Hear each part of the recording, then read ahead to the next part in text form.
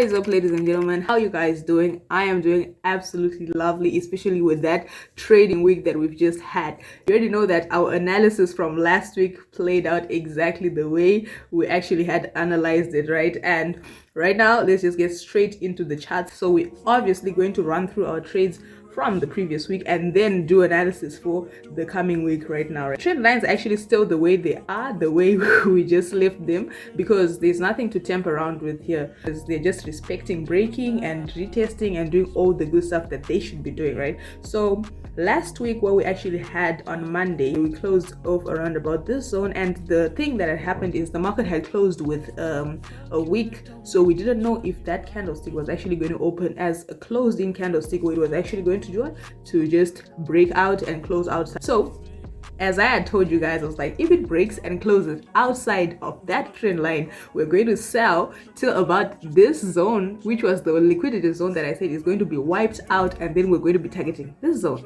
So as you can see, it did wipe out this liquidity zone, and then it failed to go to this institutional candlestick that is over there, because, you know, obviously the big market players were obviously targeting this impulsive move and then this little institutional candlestick that's here, and probably that's why the market didn't get to that zone. But who cares about all of that? We just care about how we saw the break and close here, and then we took the sell down to the zone, and then we added positions right at that zone, which then wiped out the market here. So let's just go to our 30 minutes time frame. Honestly, on Monday we did not have a trade at all. This was a holiday in the US or something. The banks were on holiday, so there was no trade for us on Monday, because obviously there was no volatility in the market, there was nothing to trade. So we just chilled for Monday, and then come Tuesday we took a sell, obviously, because you already know how we trade. We look for the volume, we look for the momentum, we saw it, and then we entered the sell. Also because we had the break and the close, so we already know that we're looking for selling opportunities. We want to ride the trade down to the liquidity zone. So what happened, if you see this trade now, I'm going to put it right here. This trade was absolutely lovely, because we actually caught it in this point of interest right there. If you go on the 15 minutes time frame, you can actually see that it was a really lovely zone that the market just came and tapped into it. We obviously took the sell, and then had our stop loss right above that zone, and then we fell down with the momentum. Obviously you can see the trade, right? I'm actually going to just put the screenshot of the trade over there, because we entered on this candlestick. Actually, it was lovely. If you go on our larger time frame, right, that is the 4 hours, you can see that that was the trade that dropped with us to our zone that we wanted, right? So at this zone, on a normal day, we're actually just supposed to hold and drag it down to wipe out this liquidity. But what happened is we closed our trades and waited for tomorrow to enter again, because it was a bit late, so we couldn't hold over those trades. And then we left and waited for momentum on on Wednesday, and you obviously know that we also took a sell. I think it was around about this zone when we saw this this push right over here. No, it was late. Yeah, it was late, around 5:30. We actually wanted the trade to come down to this zone.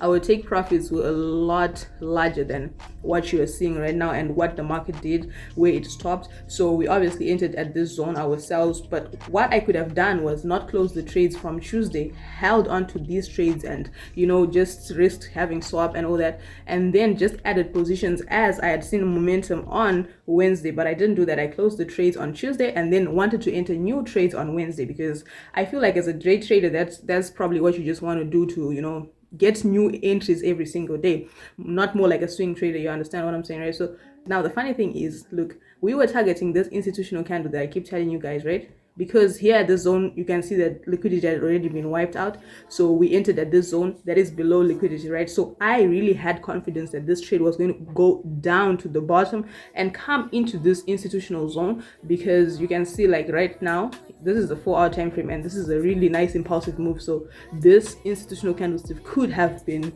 you know, a point of interest for guys with larger capitals and stuff like that. But as usual, the market does not do what you want, it does what it wants. So it came and did not even come close to the zone, and then it just reversed. But lucky enough that we only had a few trades, we only were holding on to a few trades, because you always want to be careful here. But I don't know why I really left this market so early. It was not because of price action or anything. Actually, maybe it was because it was later. Yeah, because you can see this is like 11 o'clock. So obviously you had to leave the market so that you don't hold on to trades. And then when we woke up, the market had pushed to the top such that I missed this whole move because this was like late at night. So yeah, I don't think anyone was trading at 3 a.m. So we waited, and then we already seen this impulsive move already. If you go on a higher time frame, you can see that this already shows you that the buyers did step into the market. Also, that's the highest point that it had ever gotten to, so it was kind of like coming to threaten that. And then if you notice, we have our little trend line right over here, this trend line here. So the market had broken out of that trend line, and on a normal day, like as you are looking at it, you always want a break, right? And then a retest of that trend line, and then for it to sell down. This is like the analysis that we're now doing for the new week, right? So what we are now going to be looking at, no wait, let me first finish with our trades for Thursday. So what happened on Thursday, if we go back to our time frame, so we were having that in mind, like the market is going to retrace, right? But then we see that when it opened on the New York session, we actually took a buy on that zone. It opened, and then it opened with a lot of more momentum, right? It had a little build up over here, and you know when it's building up on a resistance, it's actually going to go in the direction of the trend, and the trend in this time, it was an uptrend, right? So we obviously knew that it was going to be buying. So where our take profits were going to be going was the trickiest part, and obviously our stop loss was right below the build up that we have over there. So if we look at it on the 4-hour time frame, this is what it was looking at. So all of this hadn't happened, so we entered at this zone. So obviously our first take profit was here, and the lovely part about this is it broke out of this zone and closed outside of it. So you already know what we did. We added entries, right?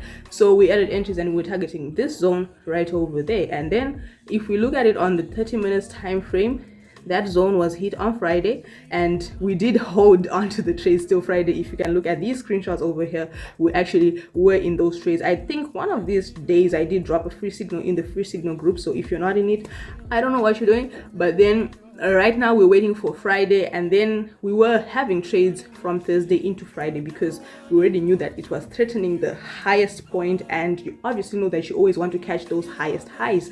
And in this case, we did take a buy yesterday because today is a Saturday. I actually did record this video for you guys a bit earlier so that I don't drop it on Monday like usual, so that you guys always have the analysis before the market opens, right? So we did take a buy over here, but then on Friday, let me tell you the honest truth is I expect the market to move really nicely and with a lot of volume when it comes to Friday, but this particular Friday it was like nope, it's not doing that. It just played around, as you can see, just like a little ranging, a little type of thing. So you always wanted to be careful. And also the other thing is you remember our last analysis, I actually got kicked out of the market because I was trading the highest point and I did not know where to put my take profit, right? So the market did just give me a little bit of momentum and then ended up not going anyway after I'd entered buys, and then it reversed. So in this case, you know, you're always going to have to learn from your mistakes. I did learn, and I didn't hold my trades like for so long, especially when I saw that the bearish momentum was stepping in. And then we're also on a Friday, we have to close our trades, especially if you're trading a prop firm. You know, some prop firms don't allow you to hold trades over the weekend. So that's why we had to leave a little bit earlier. And as you can see, the market just kept playing around. Analysis for this week, what can we be looking at in the market, right? So we always want to start by deleting these things.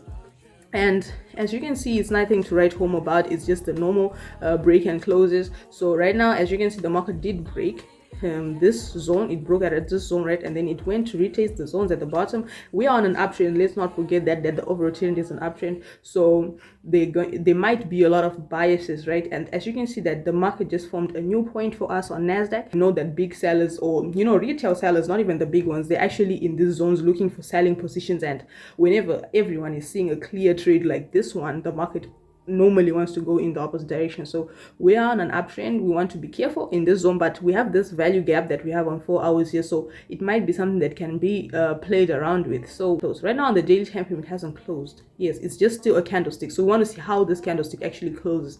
If it closes up there, we obviously know that we're looking for more buying opportunities. And then if it closes as a rejection like that there, that might be the highest point that it wants to go to in this zone. And then it also makes sense because we do have a trend line that it actually broke here, and then it might be wanting to just form a little retest on the zone. So what I'm saying right now is we're looking at this as a retest, but also not forgetting that we're on uptrend, and in an uptrend you always want to trade with the trend. You don't want to trade against the trend. So we have we do have this trend line. I also forgot about that, so it might be something that could be retested, right?